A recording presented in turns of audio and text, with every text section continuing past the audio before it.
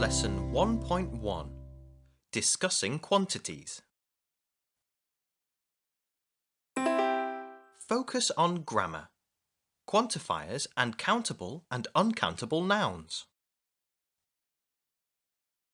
Watch the interaction between Jimmy and Sophia. In this class, we are going to focus on using quantifiers and countable and uncountable nouns.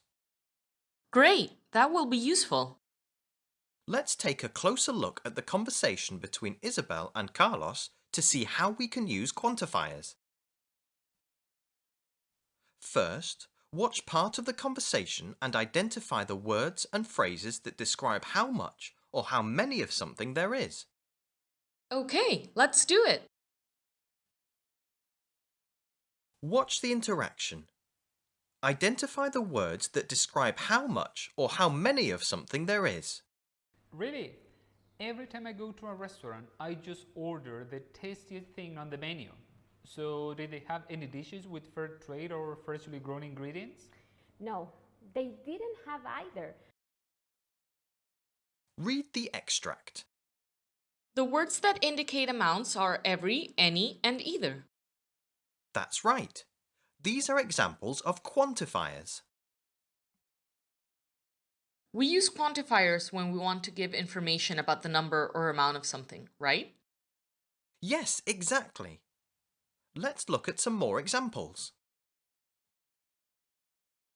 We use some to talk about small quantities.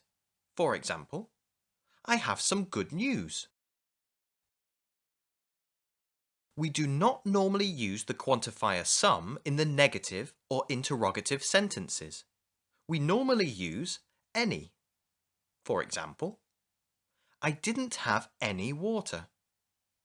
So, did they have any dishes with fair trade or freshly grown ingredients? But we can use some in questions when making offers or requests. For example, would you like some cake? Can I have some cake? We use all, each, every, and both to describe everything in a set or group. For example, I ate all the apples. Each of the students passed the test. They talk by phone every night. Clara and Javiera both like trekking.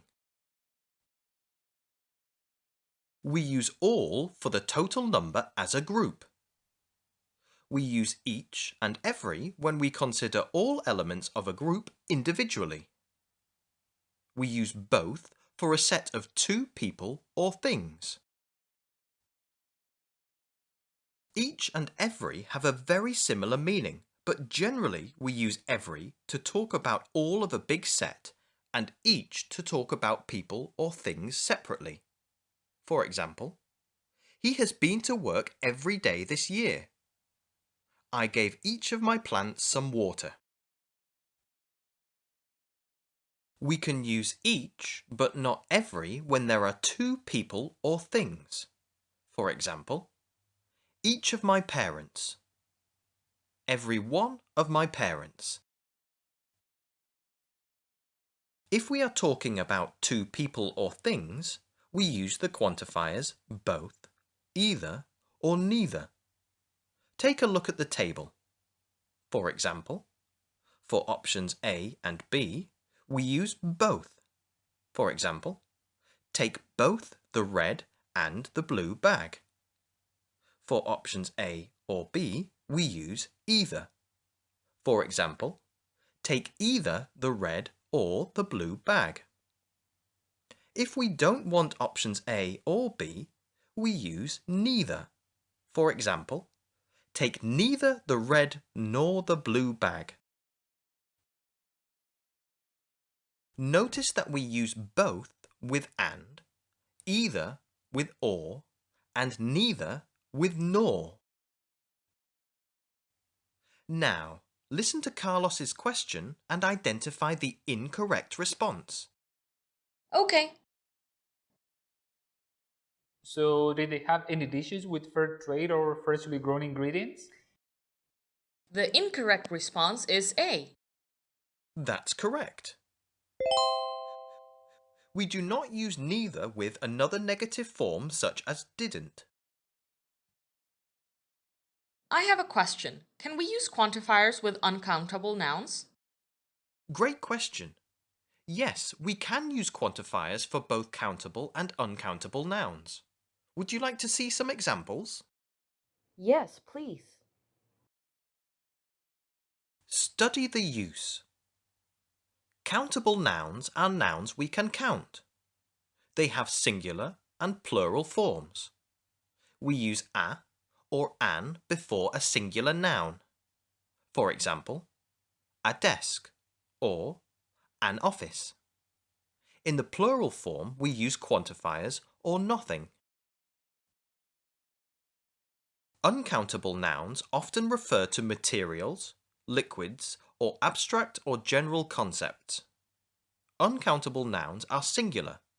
They don't usually have plural forms. We don't use a or an before uncountable nouns. We use quantifiers or nothing. For example, there is water in the glass, or there is some water in the glass. Study the table and examples. Here are some common nouns that are uncountable in English but are sometimes countable in other languages, such as Spanish. Accommodation, advice, homework, information, knowledge, luggage, money, music, news, pasta, traffic, transport. Let's look at some examples. I have some good news. Do you have any homework? I am listening to music.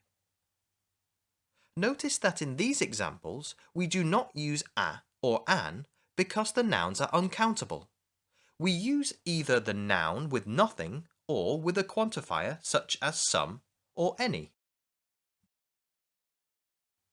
Let's take a look at part of Isabel's conversation with Carlos. Can you identify the uncountable noun? I will try. Read the extract. The uncountable noun is advice. That's right.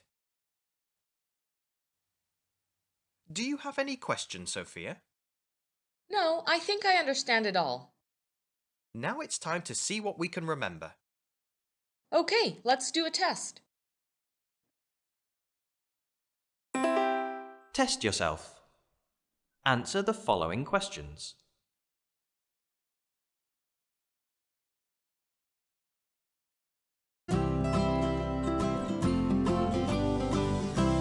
The lesson is concluded.